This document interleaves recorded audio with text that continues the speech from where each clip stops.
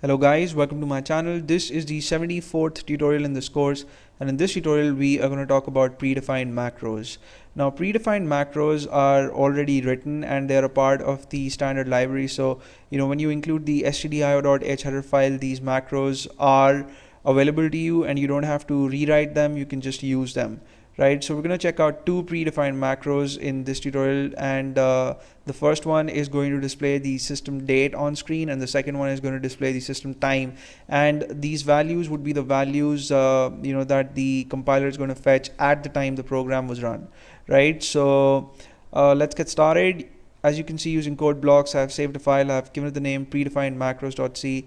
On line 1 in this file, I have the stdio.h header file, and on line 2, I have declared the main function, and then within curly braces for main, I have two printf statements because we would want to display the result of the macro calls on screen.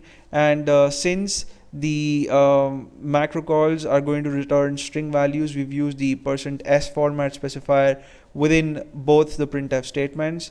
And the macro calls are pretty simple. You have to type in 2 underscore characters, and then to get the value of date, you type in the word date in capital letters, and then you follow that up with 2 more underscore characters. Right, and similarly for time, you have 2 underscore characters first and then the word time, and then you have to follow that up with 2 more underscore characters. Right, so let me run the program for you guys and show you guys the output.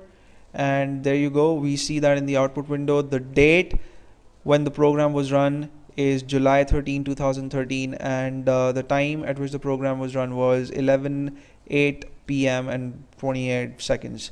So the time is displayed in 24-hour format. So that's it for now. I'm going to see you in the next tutorial, and please subscribe to my channel in case you haven't already, and I'll see you soon.